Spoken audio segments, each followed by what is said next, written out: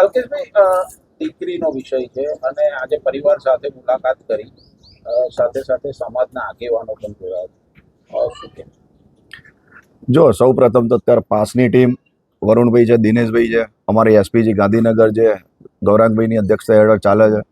તો અમારો પહેલાં એસપીજીનો રોલ જ આ છે કે સમાજનું રક્ષણ કરવું, સામાજિક રક્ષણ.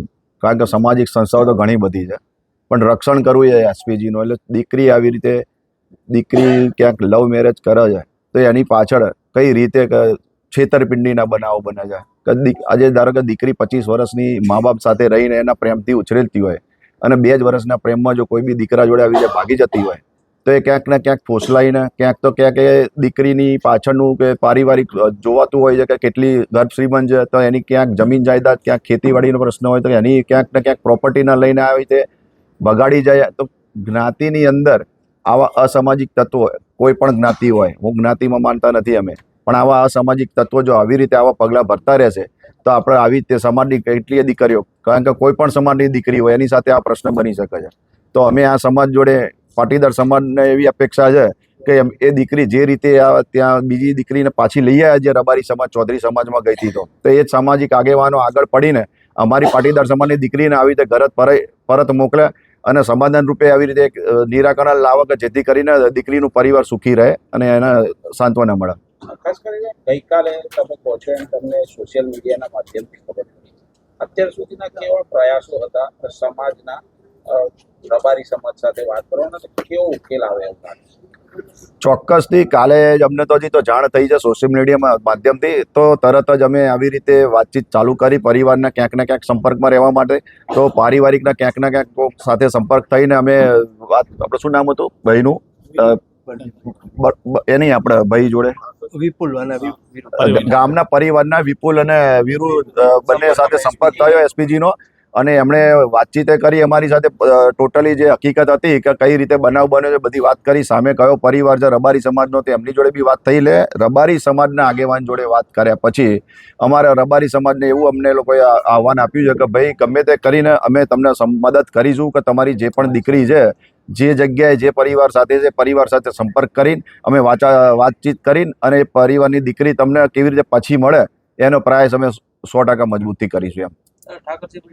હા, ઠાકરસિંહભાઈ જોડે વાત થઈ ને અમારે રૂબરૂ. પૂર્વીનભાઈ વાત થઈ, મારી વાત થઈ છે, વરુણભાઈ વાત થઈ છે, તમામ અમારા મેમ્બર્સ ઘણા જે બી છે અમારા હોદ્દેદાર બધાને વાત થઈ છે. અને અહીંયા લગભગ અહીંયાથી અમે મળીને પરિવારને મળીને એમની સાથે જ અમારે સાંજે મુલાકાતનો સમય આપેલો છે. તો હમણાં જ અમારી એમની પર્સનલ મીટિંગ થવાની છે, જે બેસીને અમે શાંતિથી કઈ રીતે એનું નિરાકરણ આવે એની ચર્ચા કરવાના છીએ. સામાજિક સૌહાર્દ ન બગડે માટે આપણી કોઈ ખાસ કરીને અમે ક્યારેય એવું ઈચ્છતા નથી કે કોઈ પણ સમાજ હોય, આજે અમારા સમાજની દીકરી છે, કાલ ઉઠીને કોઈ બીજા સમાજની બી દીકરી જતી હોય છે, તો એવું અમે ક્યારેય નહીં ઈચ્છતા કે વર્ગ વિગ્રહ થાય કોઈ પણ સમાજને લઈને. આજે અમે સામાજિક પ્રશ્ન બન્યો છે તો અમારા માત્ર પરિવાર જોડે ચર્ચા કરવાનો વિષય હોય, ના તો આખા સમાજ જોડે એવો કઈ વર્ગ વિગ્રહનો વિવાદ આવે. સમાજના આગેવાનોને આગળ લાવવા પડે દરેક સમાજના, કે જેથી કરીને એ પરિણામ સુધી પહોંચી શકીએ કે એનું સોલ્યુશન આવી જાય, કે આવો કોઈ વર્ગ વિગ્રહ ના થાય એવી બી અમારી સાથે સાથે અપીલ થતી હોય છે દરેક સમાજમાં.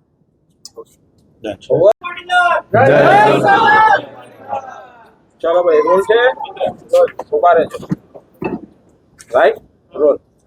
ઓકે, ચલો. જી દિનેશભાઈ, આજે સમગ્ર વિષય જ આપણે પરિવાર સાથે મુલાકાત કરી છે, શું નિર્ણય થયો છે આખો આજે સામાજિક વિષય?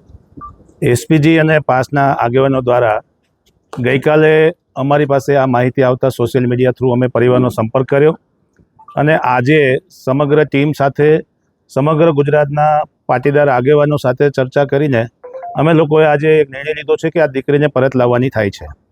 આ દીકરીને પરત લાવવા માટેના જે કંઈ પ્રયાસો થઈ રહ્યા છે તેમાં અમારે એસપીજી વતી અલ્કેશભાઈ, પૂર્વીનભાઈને ટીમ મહેનત કરી રહી છે ગૌરાંગભાઈના અધ્યક્ષસ્થાને. સાથે પાસના વરુણભાઈ અને તમામ આગેવાનો આ ટીમમાં જોડાયા છે.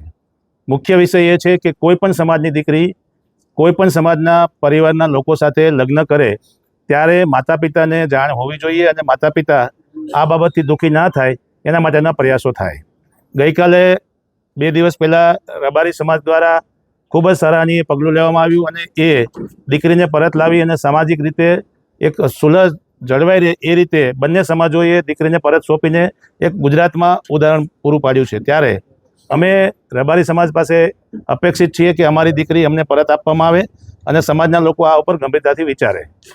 દીકરીને પરત લાવવા માટેના જે કંઈ આયોજનો છે તે ખૂબ જ ગંભીરતાપૂર્વક થશે અને દીકરીને પરત લાવવી એ જ અમારો ધ્યેય છે. એના તમામ રસ્તાઓ અપનાવવામાં આવશે. દિનેશભાઈ, ખાસ કરીને પરિવારની જે માતા છે, માતાએ એવી પણ માગણી કરી છે અંદર તમારી સમક્ષ કે સમાજનું એક બંધારણ પણ બનાવવામાં આવે. એ બાબતમાં શું વિચાર? સામાજિક વિચારણાનો અને બંધારણનો વિષય અમારી ધાર્મિક સંસ્થાઓ, સામાજિક સંસ્થાઓ બધા લોકો એમાં પ્રયાસ કરી રહ્યા છે અને આગામી દિવસોમાં એ પણ વિષય આગળ લેવામાં આવશે. દીકરી 18 વર્ષથી મોટી દીકરી કાયદાકીય લડત કઈ રીતે આપતો? કારણ કે જો દીકરી ના પાડે તો આવા સંજોગોમાં આગામી રણનીતિ તમારી શું હશે? દીકરી ના પાડવાનો વિષય પછી આવે છે, પહેલાં દીકરી અમારી સામે આવે. જે રીતે અત્યારે દીકરીની સંતાડવામાં આવી છે, દીકરી સાથે વાતચીત કરવામાં નથી આવતી. જો ખરેખર દીકરી પોતાની મરજીથી થઈ છે તો એના ફોન કોલ્સથી લઈને શું કામ બંધ કરી દેવામાં આવ્યા છે?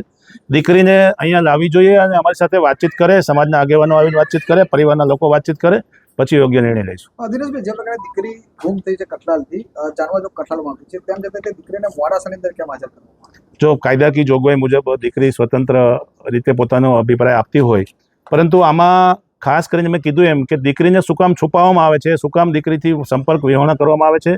એટલે એ પરિવારને પણ અમે વિનંતી કરી રહ્યા છીએ કે આજે પાટીદાર સમાજ આ દીકરીને પરત લાવવા માટે તમામ પ્રયત્નો કરવાની છે અને આપ સામાજિક સુલેહ જળવાઈ રહે, વર્ગ વિગ્રહ ન થાય, દરેક સમાજ પોતપોતાની દીકરી અને પરિવારો માટે પોતાની બંધારણ મુજબ જે કંઈ જોગવાઈઓ છે એ મુજબ તમારી પાસે અમે માંગણી કરી રહ્યા છીએ અને જલ્દીથી આનો ઉકેલ આવે એવું સમાજના આગેવાનો આમાં ઇન્ટરેસ્ટ લે અને દરેક ઠાકરસિંહભાઈ સહિતના જે કંઈ સમાજના લોકો છે એ આમાં રબારી સમાજ વતી સમાજના લોકો એના પરિવારનો સંપર્ક કરીને અમારી દીકરી અમને પરત અપાવે. દિનેશભાઈ, થોડા ટાઈમ પહેલા પાટીદાર અને એની સિવાયના અન્ય સમાજો ચળવળ ચલાવી હતી અને સરકારમાં આ અંગે નિર્ણય કરવામાં આવે તેવી એક લડત ચલાવી હતી.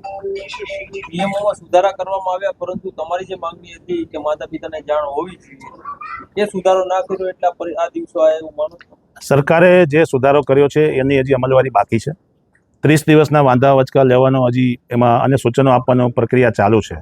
સરકાર કાયદો બનાવશે નહીં બનાવશે એ પછીનો વિષય છે, પરંતુ આ કેસને રિલેટેડ વાત કરીએ તો દરેક સમાજ એવું ઈચ્છે છે કે પોતાના દીકરી સારા પરિવારમાં અને એના માતા પિતાની મંજૂરીથી જાય. એટલે ખાસ કરીને કોઈ પણ દીકરી સાથે છેતરપિંડી થાય છે તો એ રોકવાનો આ પ્રયાસ છે. સમગ્ર આપણો વિષય છે, સામાજિક આગેવાનો આપણી સાથે મુલાકાત કરશે, શું વાતચીત થઈ અને આપ હવે શું અપેક્ષા રાખો છો વિશે? હું તો એક જ અપેક્ષા રાખું, સાહેબ, મારી દીકરી મને પાછી લાવી આપો. એના વિકલ્પ કયા રહેશે, સામાજિક રીતે કે અન્ય કોઈ કાયદાકીય વિકલ્પ આપણે વિચારીએ?